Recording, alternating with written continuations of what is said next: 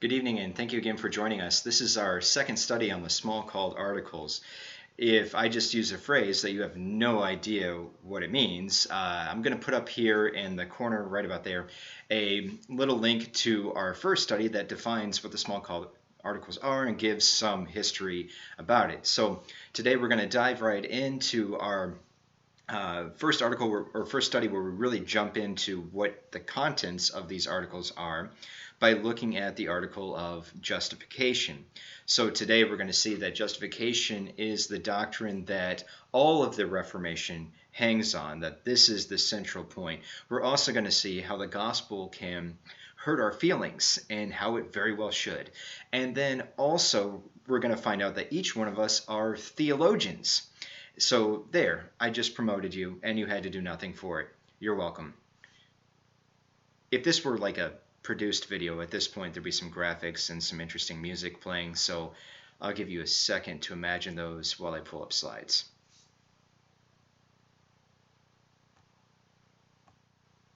There. All right, so we're going to go ahead and back this up a little bit. Okay, so the Smalcald articles are divided up into three parts. So we're going to take a quick look at the structure of the articles. First of all, we have the creedal confessions. So the first part of the Smalcald articles, the first things we would read inside of them, are really just stating agreement with the historical creeds of the Christian Church, the Apostolic Creed, the Nicene Creed. And then secondly, we have matters of doctrine pertaining to salvation and Jesus Christ. And so this is really where the controversy begins. This is really where you see how the Reformers were putting forward a doctrine that was distinct from what was taught by the Catholic Church. And then in the third part, you have various other doctrinal matters, mostly consisting of things that hadn't been formally or completely addressed by the Smalcald League or by the churches that were in league with the Reformation in those days. So again, what we're going to be looking at, emphasizing today, is justification. Now, again, for justification, we did a study on this with the Augsburg Confession. You can go back and check that video out. Maybe I'll provide a little link there too, in the corner. Sorry, over there. It'll be over there where you can watch that. That's Article 4 of the Augsburg Confession. But here again, justification is once again stated in the Smalcald articles. And we would expect maybe perhaps a long writing about this, but it's actually rather brief. So before we get into what the article actually says, let's take a look at some of the things surrounding it, where Luther gives us a sense of its importance, with the importance of the doctrine of justification. He says, "Nothing in this article can be given up or compromised, even if heaven and earth and things temporal should pass away." Also, he says, "On this article rests all that we teach and practice against the Pope, the devil, and the world. Therefore, we must be quite certain and have no doubts about it. Otherwise, all is lost, and the Pope, the devil, and all our adversaries will gain the victory." So, in other words, from Luther's perspective, everything hangs on justification. That this is to use another metaphor or visual, this is the foundation of the Reformation. Everything is built upon this. And even going back to 1517, when Luther first nailed the 95 Theses to the door of the church, he did not at that time have a clearly stated doctrine of justification apart from what the Catholic Church was teaching in those times. All of that would come later, and it would be clarified and reclarified, and so there would be much development to this. But the matter of indulgences itself really is a matter of justification. These indulgences were sold to people as a way of gaining forgiveness for their sins, or for meriting forgiveness and salvation for relatives who have died in the past. So it's a way of trying to get in good standing with God, which is really what justification is. Justification is our standing before God. And Luther was appalled at the practices surrounding indulgences and also the sale of indulgences themselves. So even this first issue was really connected to the issue of justification. And if we follow the threads far enough, we find that every controversy in the Reformation era has something to do with justification. Or maybe I should say that every controversy in the Reformation era is, you would find right in the middle of it, the doctrine of justification. And so even in reforming how the Lord's Supper was given and who it was given to, was about giving the forgiveness of sins to the people. Translating the Bible into the common language was, again, a way of making sure that this message of justification got into the hands of everyday people, that people would know God and his salvation. So again, every major and minor controversy of the Reformation had this at its center.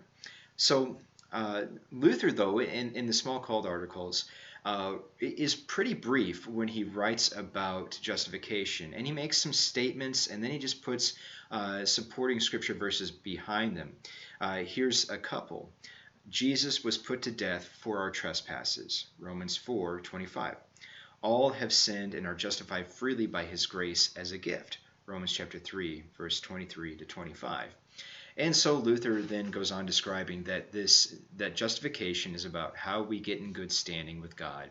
It is by receiving his grace through faith without any works or efforts on our own, but simply receiving, again, the gifts of forgiveness and salvation and eternal life that have been won by Jesus Christ on the cross for us, not with our help, but for us.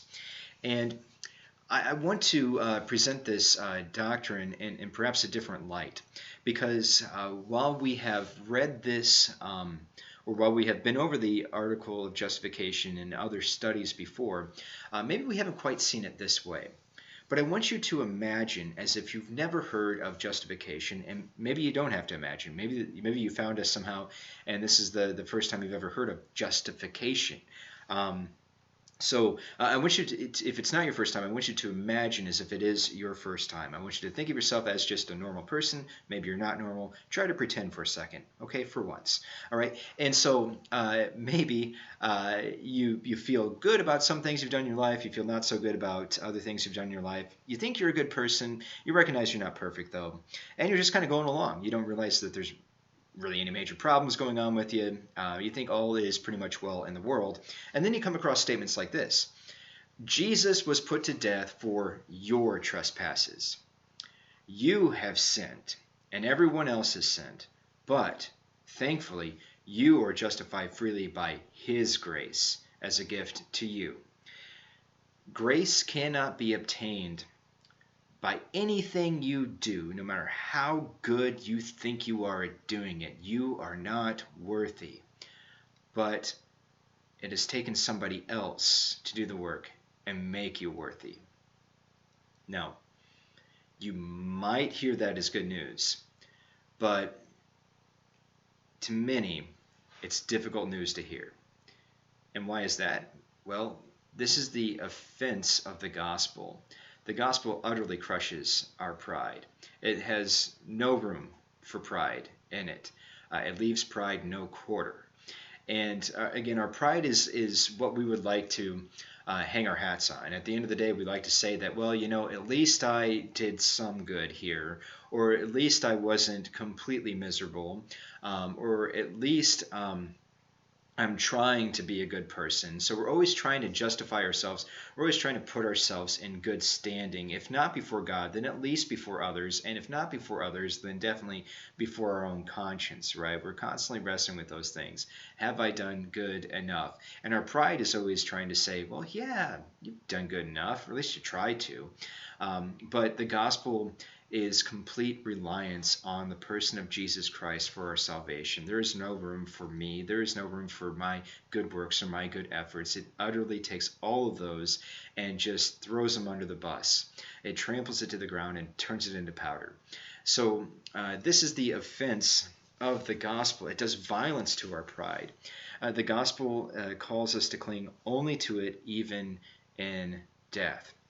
And so one thing that I think sticks out here at this point is encouragement for us. Luther is, again, thought to be near his death, and he very well thought that he also was going to be dying. He was facing numerous health problems. And here he is thinking that death is coming soon, and yet he is still clinging to this doctrine of justification, in spite of all the resistance to it, in spite of all the controversy, and in spite of all the suffering that he has endured personally over this doctrine. He's saying, this is still it. I cannot save myself. It's only Jesus. Give me Jesus only. And he is the only one who has the grace that I need in order to be saved from hell and eternal condemnation. Luther is putting everything on Jesus at this moment, even when he feels that he is near death. And so that is great encouragement for us, a great example for us. I mean, there are very few things that we might be willing to take with us into the grave. Hopefully, pride is something we would leave behind. But very few things that, in the face of the greatest disasters, that we would still hang on to. And Luther is pointing us to this, that, look, everything, your life, the church, the entire future rests on the gospel. Cling only to Jesus Christ. All right, and so, our pride should be offended by this. But let's go a little bit further. Because, again, I don't think we necessarily always hear these things for how extreme they really are. Now, usually extreme is a bad thing, but this is extreme in a good way, I suppose. The atmosphere in which we discuss these things is usually in well-established Lutheran churches, and an entirely different atmosphere than the atmosphere that forged this teaching on justification for Luther. So, question is, would you stake your life on this? If somebody said that, believe something differently or die, or that you're not in line with what the true church is teaching, while they're trying to sell you a bill of goods about how you need to work for your own salvation. What kind of stance are we prepared to take? Well, you might think to yourself, I don't know. But the truth is that we actually are already taking a stance. Maybe we didn't know it. Maybe it doesn't feel that way. Maybe it doesn't feel like we're taking that much of an active stance. But either by belief or disbelief, you're taking a life or death stance on this matter either way. You're saying that I firmly believe with my heart, with my life, with everything, that I can actually get myself in good standing before God on my own before I die. Or you're saying, I am a completely miserable, worthless sinner, and the only way that I am saved is by the very grace of God and not by anything that I have earned. And so we cling to this doctrine in the midst of the valley of the shadow of death. We never know when death might come, and we certainly are surprised on a daily basis by people who have suddenly passed away. And we know that we are not immune to that. And so how we live right now, what we believe, and how we even worship God is a statement about this doctrine of justification. Are we coming to Him completely humbled and saying, the only way is you? Or are there still parts of us that are saying, you know what, I don't need this grace, certainly not as much as these other people. And so we're trying to go on our own a little bit. And so, again, as Luther's writing, he thought this might be his last will and testament. And this is what he writes. Nothing in this article can be given up or compromised, even if heaven and earth and things temporal should be destroyed. So Luther is saying that this article is the thing on which everything else hangs. All right, I have totally blown past the slides. I'm just off my game. I'm getting back to this whole thing. All right, so here we go. So this doctrine is the first in the list of non-negotiables for Luther and the Reformers as they prepare to once again present these teachings to the Catholic Church. The other non-negotiables that will follow are aimed straight at Rome, the Mass, the monasteries, and the papacy itself. And so, again, the reason why this doctrine is non-negotiable is because this is where theology begins, and this is where theologians are made. And you might think to yourself, well, I'm not a theologian. I don't have much interest in theology. I can barely follow you in this video, Pastor. I've actually fallen asleep several times. And maybe that's true, but whether you think of yourself this way or not, whether you like it or not, you are a theologian. You are. You're a theologian. Because anybody who has ever tried to think about God, anybody who has ever had questions about God, anybody who has ever tried to explain God to somebody else is a theologian. Anybody who thinks about God is a theologian. So that's you. All right. And so, again, theology begins with this whole thing about grace and receiving grace apart from works and having faith in Jesus Christ alone for that grace. Because God reveals himself to us through his Son, Jesus. So everything that we know and everything that we see about God is in Jesus. All right, so Jesus is the lens or the filter through which we are able to look at God the Father. What we know about God comes from Jesus. Jesus taught us what we know about God. And so this has always been that way, either because Jesus himself in the Gospels had said it, or because Jesus inspired the prophets to say these things about God. So Jesus has revealed to us a merciful God through his death and resurrection. So again, those who believe in this justification apart from works, when they look at God, they see a God of mercy, not a God of wrath, not a God who is counting everything we have done and deciding whether it should count against or for us, but instead a God of mercy. And so the gospel itself is given to a person, again, through this faith. So again, if I cannot gain my salvation, then how I respond to God, how I serve God is completely different to how I would feel about God if I was constantly having to work for my salvation. On one side, if I see God as merciful, I'm going to respond to him without fear. I'm going to respond to him with joy and with gratitude. And I will worship him knowing that none of my singing or praying or serving does anything, but this is all free. This is all something I get to do because Christ loves me and has put me in relationship with him. However, if I'm still kind of hanging on to works in one way or another, thinking that I need to do these things in order to be saved, well, then I'm coming to God with fear and oftentimes anger, thinking that he is unjust and judging me unfairly.